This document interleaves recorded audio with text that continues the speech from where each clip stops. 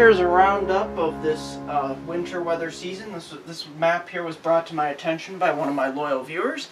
You can see pretty much east of the Rocky Mountains, any state that's light orange was above normal from December 2012 to February 2013. They have not included the March numbers as of yet, but it's been much below normal, so it'll be interesting to see once those are released if this tips the scales in any way.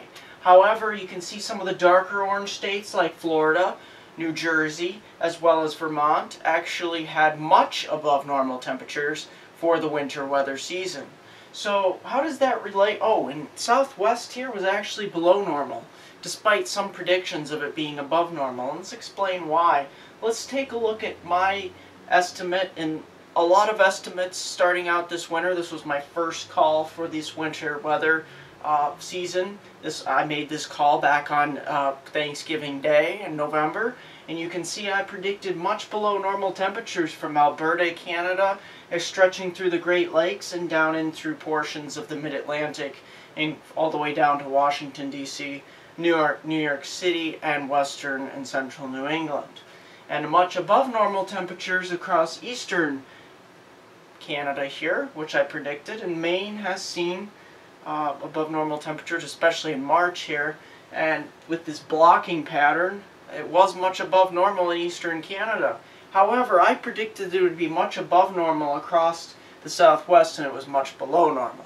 So a lot of these winter weather predictions were pretty much the same, and how's come this turned out to be completely false, even though many people thought that it actually felt like it was warm or colder than average. Now, we have to go back to last winter. Last winter, much of the country was pretty much above normal, as you can see. Very, very, very much above normal. And we pretty much didn't have much of a winter from 2012, 2011, 2012 winter was pretty much non-existent. So, putting that in perspective, you're going into another winter here, which was back in November, and it felt colder. And that stretched through January and February. So why, let's go back to this NOAA map, why is it that it seemed like it was colder, especially in the east, but it actually still ended up being above normal? Well, comparing the two winters, 2012 was actually, 2011-2012 was so much warmer than winter 2012-2013. So if you're comparing it into those purposes, it does seem a lot cooler this winter. However, we have to put things in perspective, and it still was above normal, and that is probably why it seemed so much cooler.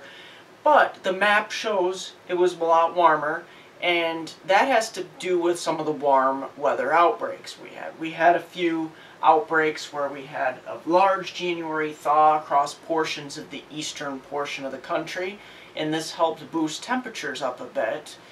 We did have some very cold outbreaks, but those were balanced out by warm outbreaks across portions of the east. And even the upper Midwest that seemed cold this time of year across much of January and February were actually above normal as well. It's not uncommon to get 40 to 60 below zero across from International Falls over to Bismarck, North Dakota. But this year we didn't quite see those readings, even though the long-range models picked up on them in January and early February. It actually didn't turn out. The air modified as it headed southward. But it still seemed a lot colder because the previous winter we were really basking in 60 degrees. Through much of the winter. Much of the Mid-Atlantic was dealing with 60-degree temperatures. So, putting it all in perspective, the human mind compares things to previous winter, and the human body is not a very good judge of temperature. The human body adjusts seasonally, and it actually ends up being that your mind and your body compare something to, say, the previous season, the previous month, the previous week. So that's how things are put in perspective. 60 degrees in the wintertime does not feel like 60 degrees, say, in spring, 60 degrees in summer, 60 degrees in fall. The same thing with 30 degrees. Say last winter was in the 60s, your average temperature last winter, say it was pushing 60 for January and February, which it was in many parts of the east, and then your actual temperature for the following winter, your average temperature was 37. It's going to feel a lot colder. That 37 is going to feel a lot colder. However, that 37, say, was still above normal.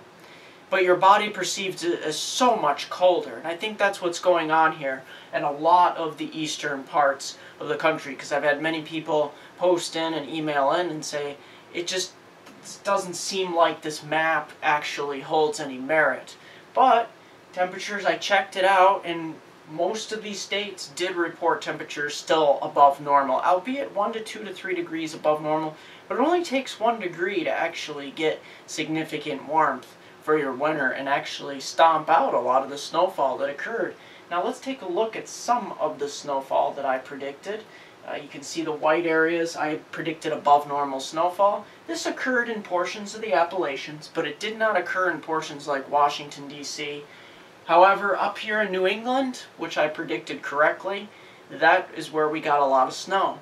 Now, I was predicting snow deficits here in the orange, and I predicted pretty much correct.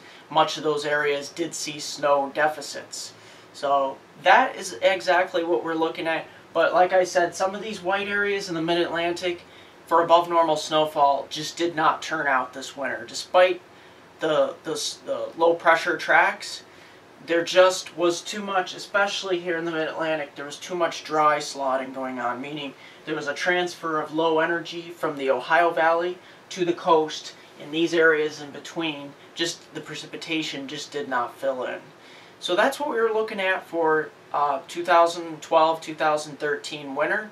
This was actually done here on my estimates here on March 26, 2013 here. And you can like me on Facebook at MeteoMark, subscribe to me on YouTube, and yeah, that's pretty much it at the moment. Tune in for my spring outlook, which I am working on, as well as my hurricane season outlook. That's going to do it for MeteoMark.